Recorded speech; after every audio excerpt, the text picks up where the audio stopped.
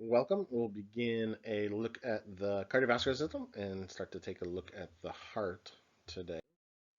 So the heart itself, we have just some general anatomy components to it. So the heart itself is roughly the size of your fist when normal.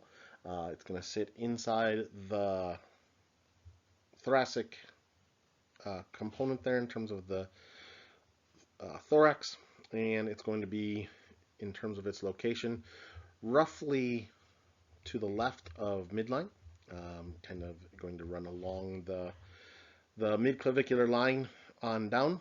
It's going to sit pretty much on the top of the diaphragm, so it's in the middle there. That space that it's going to be in is going to be part of the mediastinum. So although it is in the thoracic cavity, it is part of the mediastinum itself in terms of where it is. And it's going to be resting essentially just anterior to the vertebral bodies as it sits inside the chest as well. Since it is just slightly off of the sternum there, it's going to be only partially covered by the sternum. And so we can see the sternum here as it rests there behind it. So it is kind of, in a sense, compressed there in a sense between the sternum and that of the vertebral body as it sits behind there. All of the structures of the thorax are composed within their own space. And so we can see that the lungs are surrounded by their own pleura, the heart by its pericardium, and so everything is kind of segregated from one another as they sit inside the chest there. Here we have an example of a chest x-ray to be able to look at the heart itself. And the thing that you'll notice here is that the heart shadow itself appears to be on the wrong side. And in this case, it actually is. And so the heart itself is actually on the wrong side of the chest. This is a case where not only is the heart on the wrong side of the chest, but we can actually see a gas bubble down here as well from the stomach. And all of the internal organs are actually reversed. Another example of it as well, except in this case, only the heart is actually on the wrong side of the chest. We can see the gas bubble inside the stomach over here. And so all the rest of the internal organs are all on their proper place in a sense. With that, surgery is generally going to have to be done to remove the heart to the correct side and put it over there because it's now compressing the right lung. The left lung is now increased in terms of its size. And typically, lifespan is going to be much minimized. So when we look at the heart, just like any other tissue that we have in the body, the heart itself is surrounded by connective tissue. In this case, it is a double-walled sac that is there. And the two layers, we end up having what we call a parietal layer, and then we have a visceral layer. And those two layers surround basically all of our internal organs. So wherever we have a serous membrane, whether it's for the lungs or the heart or the intestines, any other part of the digestive tract, we're going to have a portion that actually lines the wall of the cavity. And so this is on the internal surface of the actual cavity itself. And then we have the portion that actually lines the actual heart. In this case, the visceral epicardium there surrounds the actual heart itself. So it's right on the surface of the heart. And it's right over the surface itself. And so within between those, we then have a small little bit of fluid that sits inside this pericardial cavity. So when we look at it, we're going to see that we have the pericardium itself. It surrounds the outside of the heart. It's going to allow us to anchor the heart in place inside the chest there. It's going to limit its expansion. So it's going to prevent overfilling of the heart, and so it's because it is made of connective tissue, it's going to reduce the amount of filling that the heart can actually do. And by having that little bit of fluid in between there, allows for a relatively friction-free environment. There's not going to be any kind of friction between the heart and the parietal pericardium. There's not going to be any friction between the heart and the diaphragm or between the heart and the lungs. All of that is going to be basically a nice friction-free area because of this pericardial cavity here. And so because of that space there, and it's filled with a little tiny bit of fluid, it allows for the heart to to move inside the chest and basically have no friction with its surroundings whatsoever. And so the parietal layer that sits along the outside is essentially along the outer wall of the pericardial sac. And then the visceral layer is right against the heart wall itself. And so this basically becomes a portion of the heart, and it's our first layer of the heart wall itself. This is the epicardium. And so the epicardium is the portion that is surrounding the very outside of the heart. From there we have the actual muscle layer in between, and this is our myocardium. And then on the very inside of the heart, we have another layer of connective tissue there, or more so it's epithelial tissue. We have the endocardium, and that's going to be the nice inner lining of the heart wall itself. So 3 different major layers to it. We have the epicardium that is surrounding the outermost aspect of the heart. This is the visceral pericardium that is there. We have the myocardium, the actual cardiac muscle. So this is all of our cardiac muscle fibers. Intermixed with that myocardium, we have a fibrous skeleton. So since the wall of the heart doesn't really have an origin and insertion for any of the muscle fibers, this kind of serves as just that. And so it's crisscrossing and interlacing connective tissue. This allows for something for those muscles to, in a sense, kind of grab onto. And then we have the innermost layer made up of epithelium. So we have an endothelial layer that is there. This is going to provide for almost like a non-stick surface. This is going to create the inner surface of the heart being nice and smooth, so that any blood that is traveling through it is going to literally just travel through the heart. It's not going to get stuck to anything that's inside. When we look at the heart from the outside, from an anatomical respect, we have blood vessels that are coming and going from the heart. And so blood vessels that return blood to the heart are primarily our vena cava. And so we have a superior vena cava and we have an inferior vena cava. This is returning blood from the systemic circulation. We then also have pulmonary veins, a right and a left one. This is going to be coming from our pulmonary circuit. And so we have 2 different circulations that are coming back into the heart itself. As we then need to send blood away from the heart, we have 2 blood vessels for that. We have the aorta and we have the pulmonary trunk. The pulmonary trunk, again, is going to be going to the pulmonary circuit, and then the aorta sends it out to the systemic. And so the ascending aorta is going to eventually, in a sense, kind of round back to the vena cava, and the pulmonary trunk is going to round back to the pulmonary veins. And so we get our blood coming and going from the heart and going out to the system itself. But that blood that we're sending away from the heart and all the blood that's actually inside the heart isn't really doing anything for the heart itself. And so we need to have our own blood supply to and from the actual heart tissue itself as well.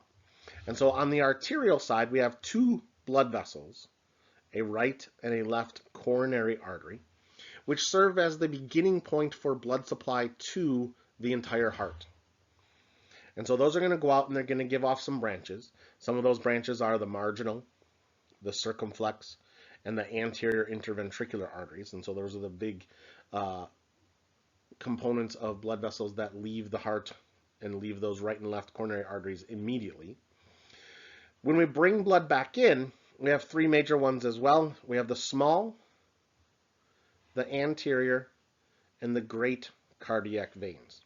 And so the anterior interventricular vein is going to bring that blood back to the heart from primarily the anterior part of the system. And so we'll do kind of blue and red here. So here we have blood coming back through that anterior interventricular. This is a vein. And then we have our anterior interventricular artery as well. But the artery comes back up to the left coronary artery.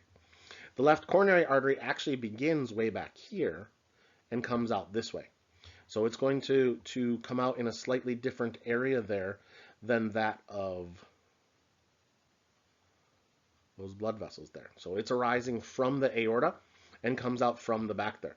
The right coronary artery comes out from the aorta as well and then pops in underneath the right auricle. The left coronary artery is going to give off two branches right away. The first one coming off to the left is the circumflex, and then the one we just mentioned here, the anterior interventricular, coming down the front as well. And so they're going to branch off in those two different areas. The right side is going to come off along the side here, and as it comes down, it's going to start to branch off down the right ventricle, and this becomes our marginal artery. And so that comes along that side there. It continues around to the posterior side, and it's going to end up becoming the posterior interventricular as well. The blood vessels that we can then see on the posterior side are primarily our blood vessels that are returning blood back. And so we have our pulmonary veins. So we have a right and a left set of pulmonary veins, two on either side. We have the superior vena cava, draining blood back in that we can see on the posterior side as well. Moving away, we have the aorta and then the pulmonary arteries coming off of the pulmonary trunk. For the blood vessels that are going to continue to move through the heart itself and get those blood vessels to move to there, we have a couple of different components that are going to be there. We have arteries coming from the right coronary artery, goes in and goes through the interventricular artery on the posterior side. It essentially becomes that artery. When it comes to arteries and veins, we have to kind of think about them as being just kind of continuations. And depending upon where we see them, that dictates the name that they get.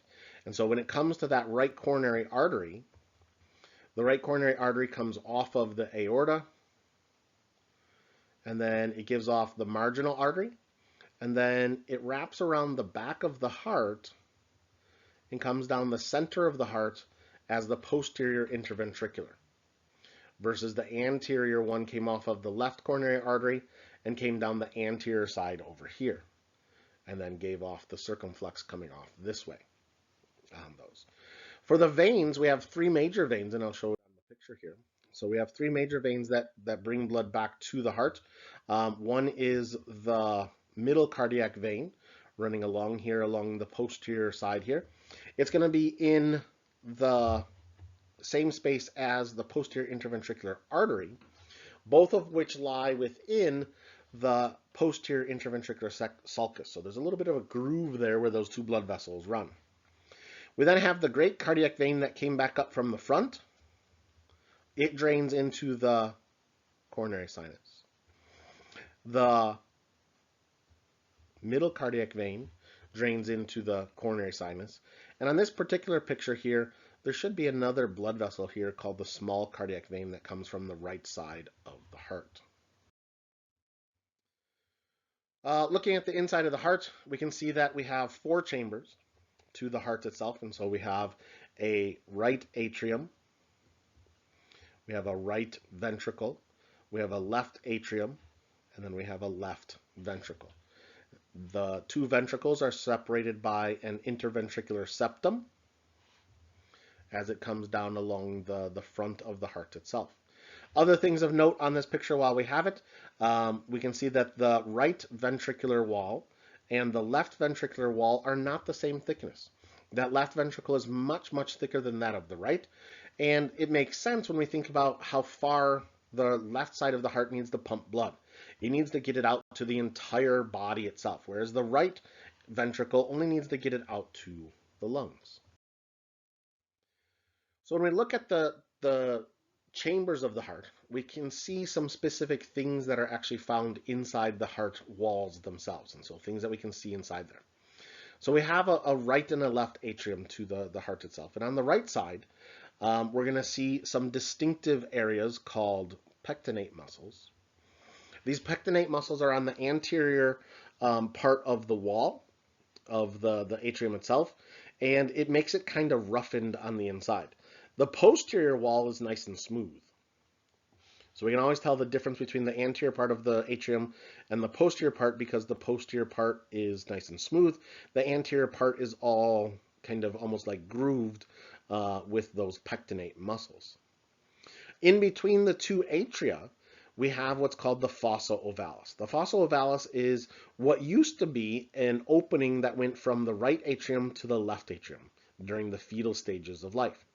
And so this allowed for blood to bypass the lungs. And so this fossa ovalis is now just a depression in the wall that goes in between the two atria, from the right side to the left side. Shortly after birth, this foramen that used to be there closes up and becomes just the little fossa that's there.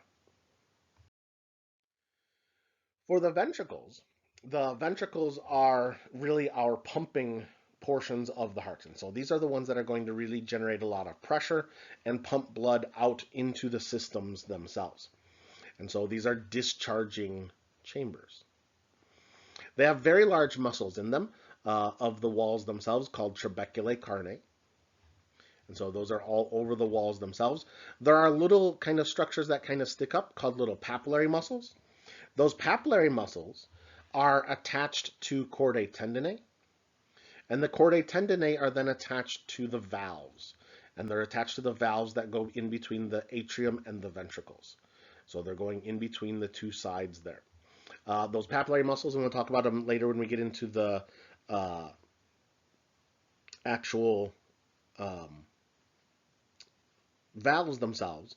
But those are what's going to help to hold those valves nice and tightly closed on those. The right ventricle then pumps blood out towards the pulmonary trunk, and so it's going to go into the pulmonary circulation.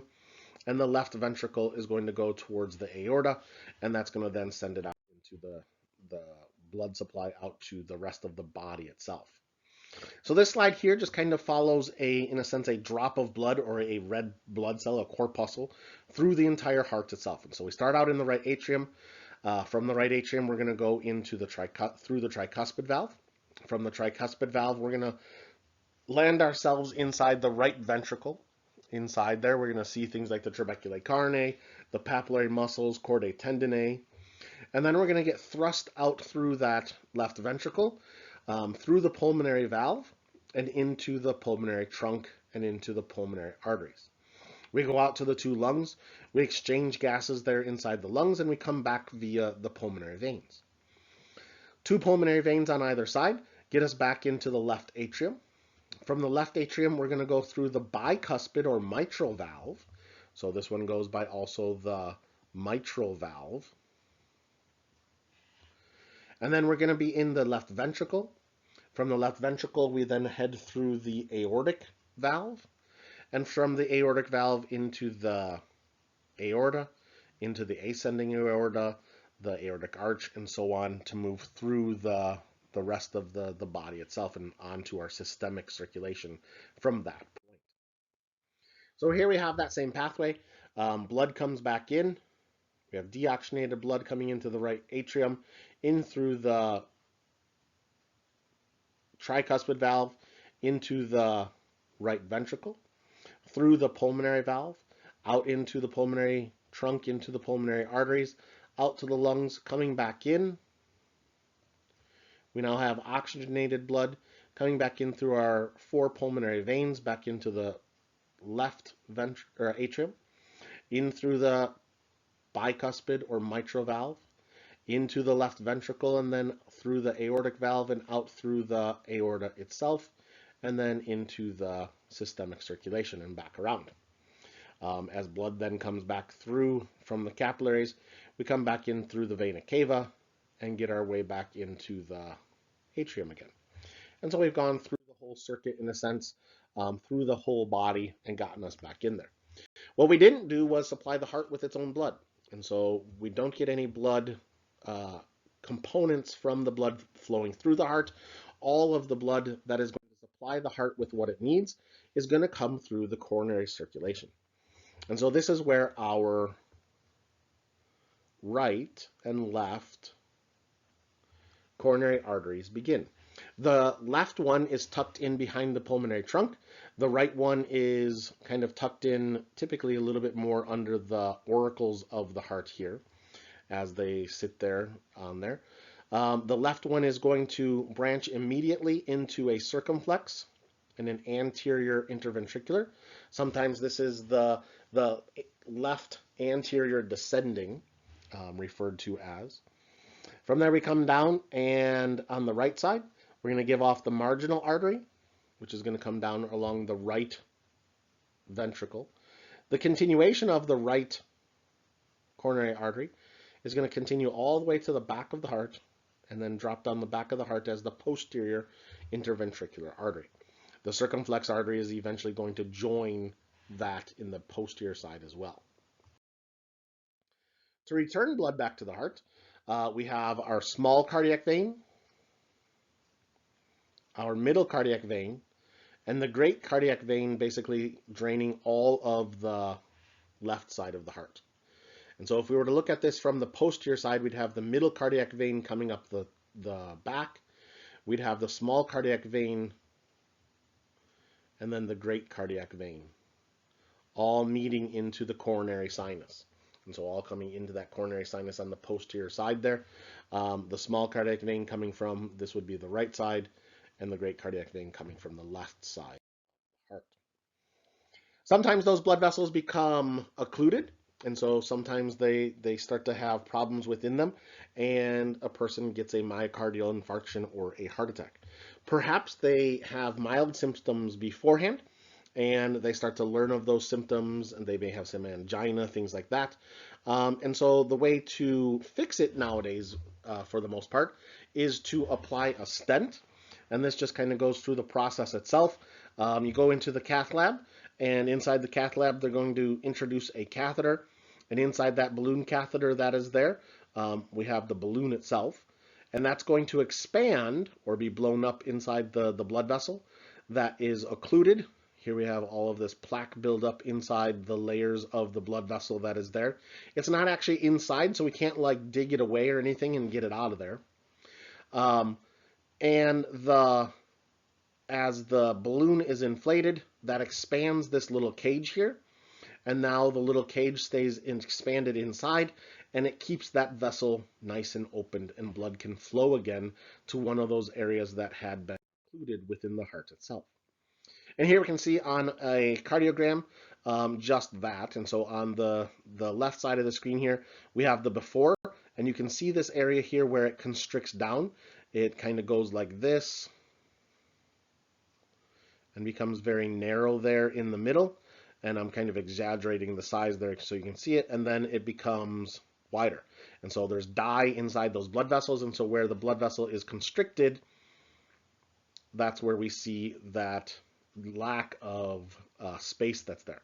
After they apply the stent, now the stent is in place, and it has opened up the blood vessel, and it has resupplied that portion of the heart, and it's going to have all the blood supply that it needs. And that'll do it for this one. Next up, we'll continue our look at the inside of the heart and take a look at the valves.